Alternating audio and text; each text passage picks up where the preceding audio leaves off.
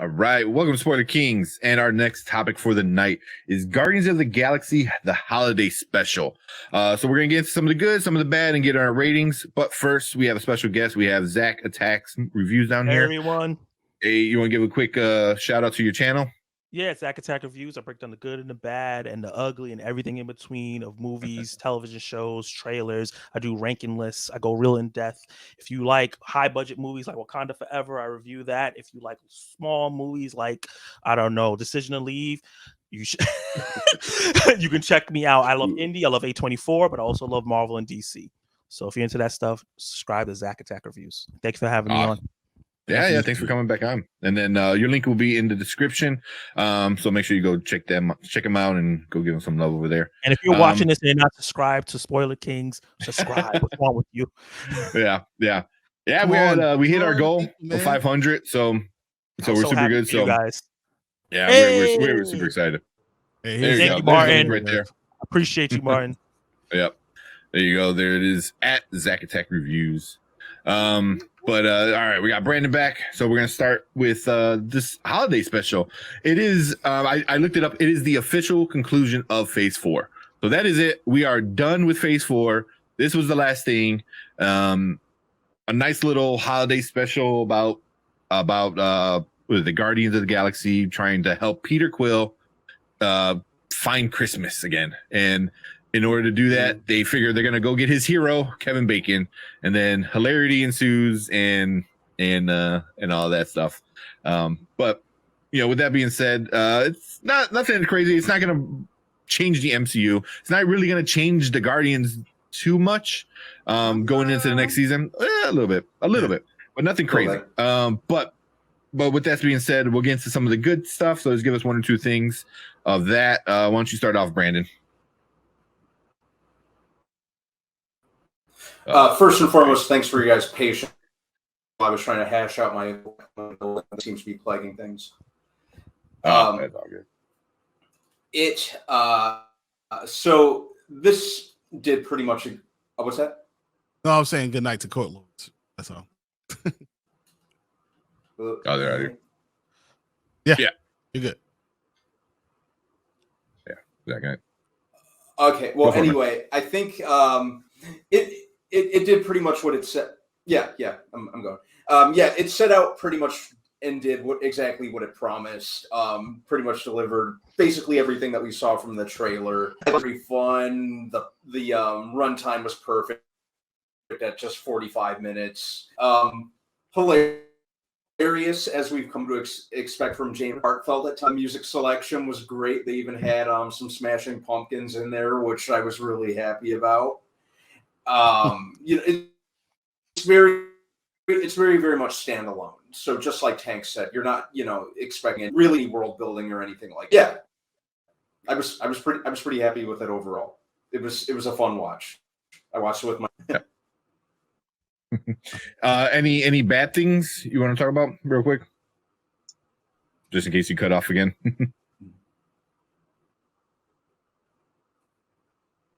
As far as the bad things go, yeah, just in case I cut off, and I know I'm still probably lagging like crazy, but I'd say if there were any downsides to it, a couple jokes may have been ran into the ground, I'd say, and that's kind of like a commonality when it comes to Marvel, especially Phase 4. Like some of the attempts at humor don't quite work for me.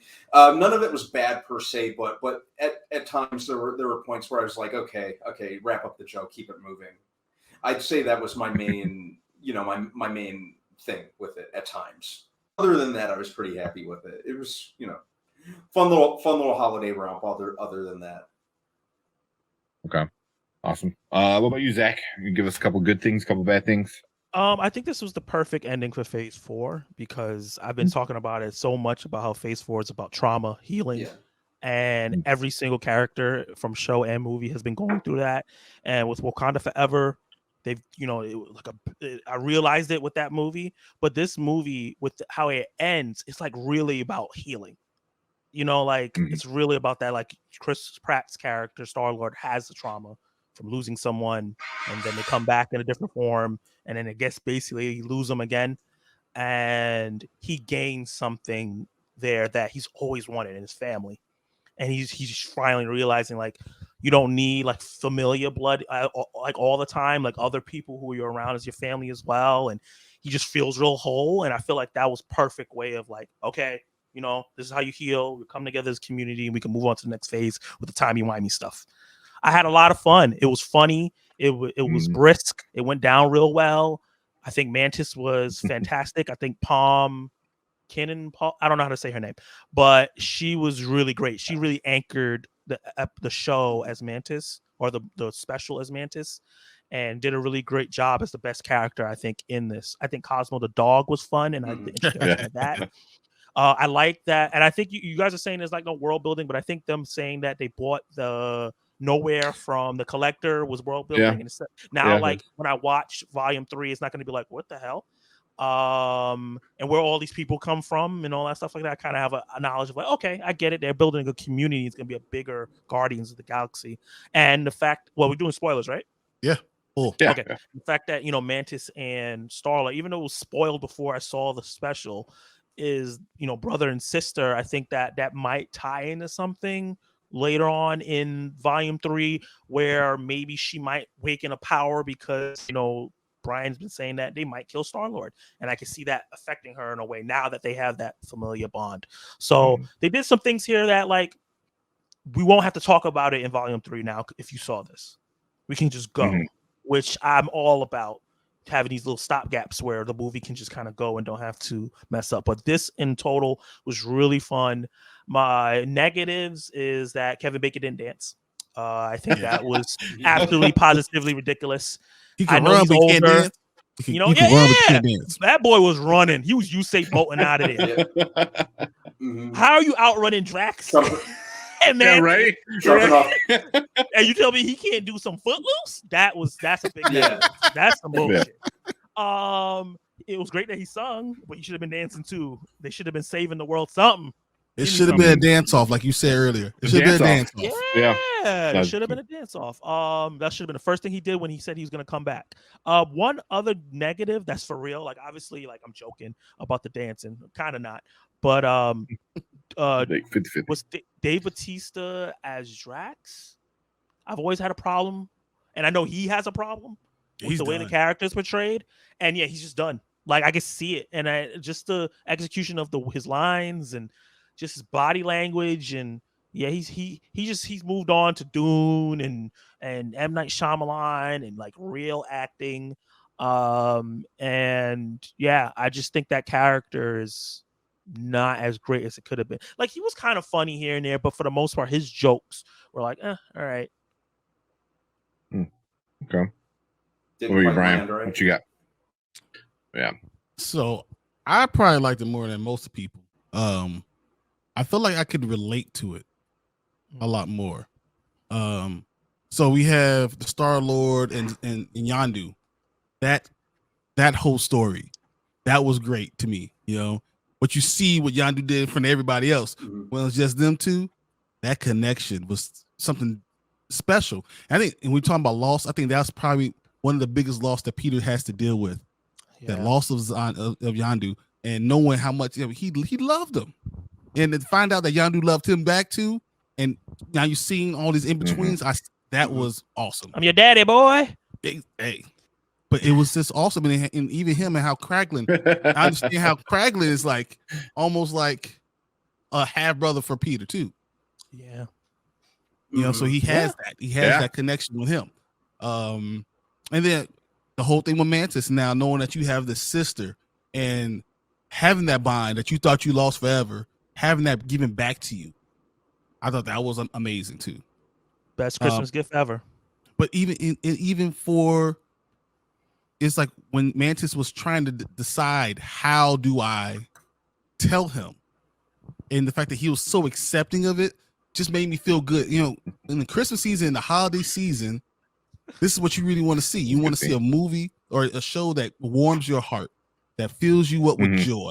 And that's what I saw. Even when they did all the lights and they did all of Nowhere, it's just everything looked so great. And what they said about Peter is that he's probably one of the greatest heroes of all time. He saved the galaxy twice. He's probably one of the. That's how they see him. So like, those little things were huge to me. You know, I thought Groot looked stupid. It was terrible. Man, he looked I'm with you. I was like, why do you got a big body, little head? What happened? Because he's a teenager. Why did it look so disproportionate? He was because already every teenager's awkward He was looking. already a teenager when he was like a preteen. Vines He was everywhere. a preteen. I think it was preteen. I thought it was preteen. Here, I think he's like 16. Yeah, you know, so he's all like, you know, long arms, but you know, short torso, and like he's all growing. He's all weirdly shaped. You know, like every other teenage boy. You know, it's just sorry to ruin if you're 11. I work with teens. They got some small ass heads and big ass long arms. It was pretty accurate. Yeah, like long legs, long arms, short torso, small head, wide shoulders. Looking like this. I'm like, what's going on? Except Brian. Brian went from 8 to 22. Like I literally went like I grew like. I was telling the story. Me and Marvin grew like 12 inches in one summer. I had like these size 15. I was on like 5'5", and then next year I came back. I was like 6'2". God damn, I'm jealous as hell. Jealous as all hell. But no, I mean, I thought we could have got a little bit more Rocket. I thought Drax was not really interesting. Like nothing about Drax was interesting. Kevin Bacon was awesome, and seeing him, and he did a great job acting because he did so many different emotions. That was awesome. And then seeing Mantis use her mind control stuff. Overall, it was just a joyous event that gave me more information about the Guardians and reminded me why I like the Guardians so much. And they did that without giving me too much Peter Quill. They did that with everything else, the surrounding things, which makes me really. I can't wait to see Guardians of the Galaxy 3. I think this is going to be Volume 3 is going to be an epic conclusion. Yeah. And I think they gave us a lot of Rocket because it's going to be focused on Rocket. Yeah. So I can see that. I can see that that this movie focused on maybe these two characters because the movie is going to focus on the other ones that weren't really in this show, which is good, which I don't mind, you know. But I don't know, you guys. I liked Drax in this one. I thought he was goofy, you know. He goes, "You're an actor." He goes, "We hate acting." Like that was a funny joke, you know. Like they're like gagging. But I know he's done. And for me, it's like he one thing that Dave Bautista always said, you know, since I think the second one was he doesn't want to be shirtless anymore. Yeah. You know, and I feel like James Gunn's like, all right, cool, here's a sweater. Like, you know, like it's not that big of a deal. Like, cool, you don't like showing your nipples and you don't want to have a six pack all the time because you know he's going on 60. Yeah, you know, yeah, cool. You know, so I thought that was cool by James Gunn. It was like, all right, here's a sweater. Who gives a shit? You know, you're still a cool character. You're still you know. So I don't know. I like Drax, but I felt like that was just more of who Drax was. You know, he was just like this kind of just Drax being what we're used to. Yeah, you know, so I like Drax in this one, and I thought him and Mantis together worked really well. You know, and I like the evolution of what we saw from Mantis, you know, because I remember at the end of was it an Endgame when all the women come together and they're like, what is she gonna do? You know, like, you know, and they pointed to like Mantis. I was like, oh, you saw, okay, she knows how to fight. Like she could like jump through on walls and yeah, you know, yeah, exactly. So, you know, I appreciate that. I'm like, oh, Mantis had hands. Yeah, you know, she was messing people up. Sleep. It was like watching one of those telecon, like those infomercials in the morning, you know. And then they're at church and they got the preacher because talking. I don't lay hands on you. He touches them. He's just all sleep. That's how she was doing. She just knocking people out. I think something you just said, Tank, made me realize what my problem with Drax was. I think in this holiday special, everyone you didn't see his nipples. I need the nipples. They're so luscious. You ain't got no nipple. I think out of all the characters, every single character felt different from their first appearance. He feels exactly the same. I get you. That's interesting. Yeah, everybody has grown. It was just so apparent in Mantis where she just barely talked in Volume 2, and she was so shy. She didn't really talk much in Infinity War and Endgame. She kind of like joked around with Drax a little bit, but she wasn't a person. This one, she was an actual being and not just a tool. Peter Quill being a leader and like accepting that, okay, I'm the leader. I have to, make sure everything's going. I don't have time to goof. Like, he's all about goofing, and like, I don't have time to goof right now. I gotta do stuff. Nebula is one of the best MCU characters, period, written. Awesome. And she just feels like a different character as well. I think Drax is the only one that's just like, I'm still making jokes and I don't have any purpose. Like, he just feel like he doesn't have any purpose. So like, I think that's one problem. Yeah. I mean, for the most part, he really doesn't. Because like his purpose was resolved in the first one. When he found out like, he got to kill Thanos, and then it never really happened for him. So it's like, I guess it's like if you have a dream and then that dream happens and it wasn't your doing at all, like what does that have on a psyche? But I hope, because I think this is just me thinking he's gonna die in the second one or in the third one as well. I can see him dying too. I can see him jumping in front of Peter. That's what I'm thinking. Trying to save Peter's life and giving his life up and saying, "Don't cry for me. I can see my wife and my child again." Yeah, like something like that. And that's going to be that huge flip. Like we don't see him do these things, but he loves him so much that I will die for you. That's what you become. Like literally, because that's such like a metaphor that people say. He's a literal person. Yeah, so I love you that much that I literally will die. Mm-hmm. And also, he like Infinity War, when he was fading, the first thing he was like, he said his wife and his child. Like, I feel like he's just like, I just want to see them. Yeah, like, I don't even care about living right now. Yeah. But I think it maybe didn't he say Quill's name? He said, didn't he say Quill's name right before he faded? I remember. But they said Peter help or something like that. Yeah. Oh, I thought he said something about. I know before he said that before he attacked Thanos on Nowhere. Okay. Gotcha. Mixing it up, if I remember correctly. But, I like it. And we got Chris in here. What's up, Chris? We was talking some Guardians of the Galaxy holiday special. But I mean, some of the bad stuff for me, I don't know. There's really not much. Because I enjoyed a lot of it. The pacing had to have been quick because it was just a special. So it had to be short. So nice and quick and got right to the point. I mean, I heard a lot of people complaining that they didn't want to see Mantis being related to Quill, but it makes sense. Like when I thought, I'm like, cool. He's probably half related to a bunch of 10% of the galaxy. It's like his sibling. Is this a football thing? It is not. I think I might have forgot to change. No, on Twitch. Not.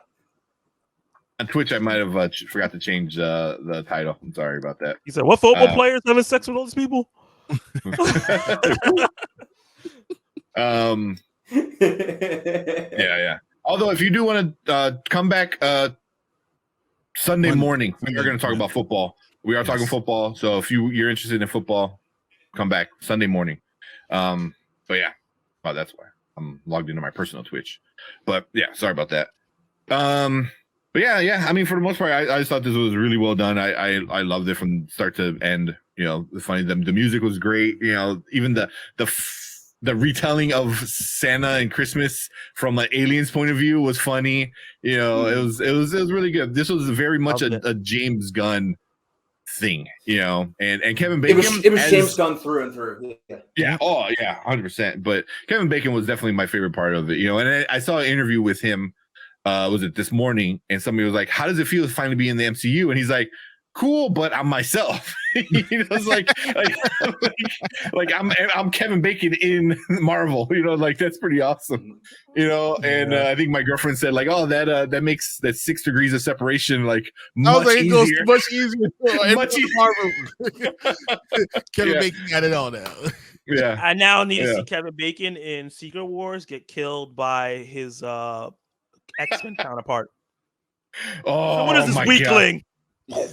That would be so funny. And the Guardians guys just go nuts. Like, how could you do this? You killed Kevin Bacon. And then they kill Kevin Bacon, but like you was just an actor. Oh man, that would be hilarious. That would be hilarious.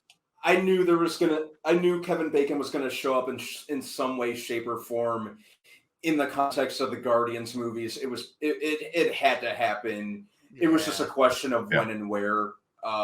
You know, part of me always thought it would be hilarious if he ended up playing like Adam Warlock or something like that, or the High Evolutionary. I thought that would have been hilarious.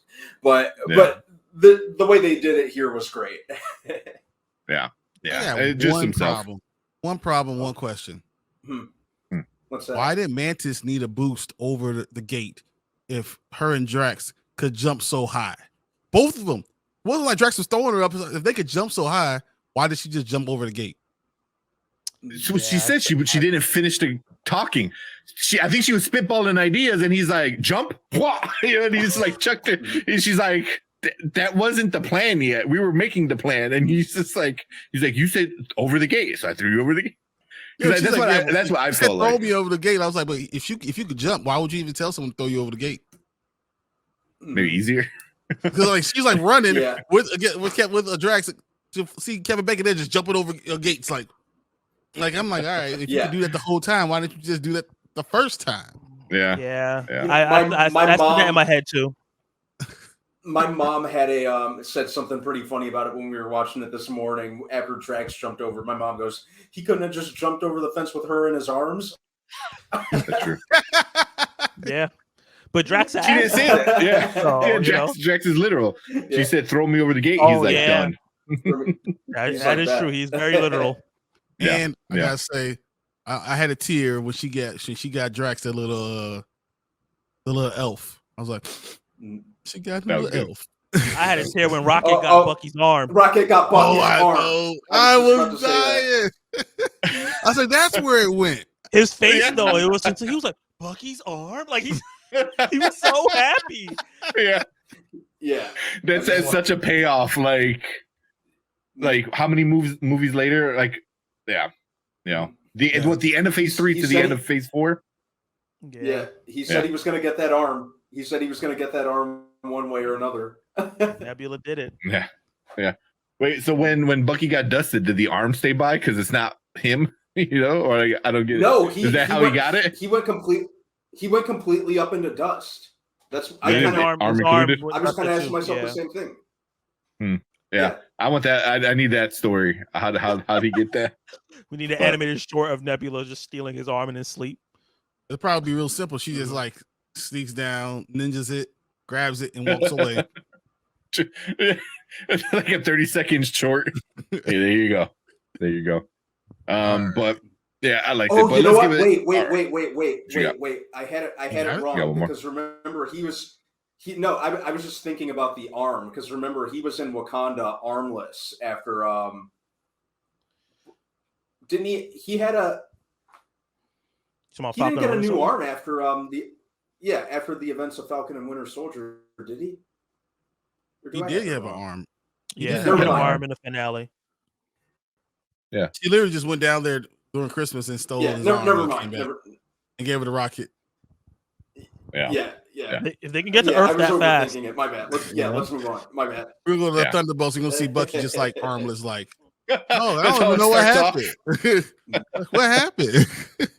I saw a blue angel and all of a sudden my arm was gone. Yeah. I just want to see like Bucky see Rocket and he's using it just as a back scratcher or something. Like that's my arm.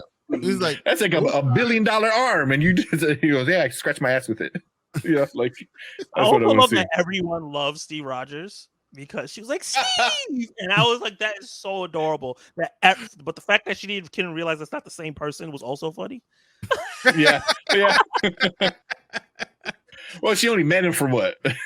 Like, one battle. Yeah. She was. I was all the way at the end of that pile of people. I was over there. But I know he's the leader, and I like it. Yeah. He told me to assemble, so I did. Yeah. So, all right, let's go on our ratings. So here, Spoiler Kings, we do things a little bit easier with our ratings.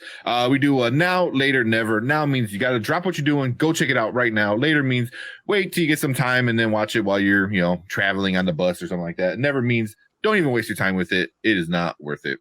That being said, I'll let Brandon go first. What are you giving it? This is an easy now, especially with the time of year that we're in. with the holiday season right around the corner. Christmas specials are so popular and rampant at this point. This one did everything that it was supposed to do. I think it had all the right moves. It was heartfelt. It made me laugh. It had great music. It was in the context of the MCU. It was very standalone. It kind of advanced things in a very subtle way, not too over the top. But even if you're not an MCU or Marvel enthusiast like us, it's something that you can watch and enjoy. It was a feel good, and it was the runtime was just right, very quick, easy to sit through. I was very happy with it, and it was a great watch. I will watch it probably several more times before Christmas as well. I will give it this. This is a no question. All right, Zach, what you got? What you got, Zach? I'll give it a later. I liked it a lot. I thought it was really good. I didn't think it was great, but the only reason I'm going to say not now is just watch it a little closer to Christmas. We still getting over that Thanksgiving stuffing, and when you're in the holiday chair more, when you start putting that tree up, you got to go watch this. This is a really good time. It starts off a little clunky, a little bit, but once Kevin Bacon shows up on the screen, cinema. Yeah. What you got, Brian? I'm gonna give it 2 nows. I'm gonna give a now for Palm Clementieff. I'm gonna give her a now by herself in Mantis costume, but not Mantis. She's beautiful. She's 10. It's 10. All right, and I like this. Also, I say the down for the. I love the Christmas cheer. I feel like the holiday season. I love the feeling it gave me, and I connected with a lot of the stories, even the little cartoon flashback. I'm glad they didn't do like a flashback. They just did a cartoon drawing of it. Felt very, very comic booky for me, and I love that part too. So I'm all in on it now. Yeah. I'm giving this one a now as well. It just, for me, is like from right beginning to end, it was great, and it just kept getting better the more, because you had the song in the beginning, the music, like Brandon said earlier, was great. Like Smashing Pumpkins in there with their little Christmas song. The whole thing was I thought well done. Easy story. You really don't need to know too much about the characters and still enjoy it. But if you do know about the characters and seeing the rest of the MCU, you'll get some of the inside jokes like Bucky's arm and stuff like that. So definitely a now if you're an MCU fan, and just if you just like Christmas specials, this could be in the lineup. I can see, you watch Rudolph, Frosty, Guardians, so yeah. I watched Santa Claus episode 3 and then Guardians. There you go. Omaha. I need to get caught with that one, but yeah, man, that's where we're at. I think we all liked it. It's fun.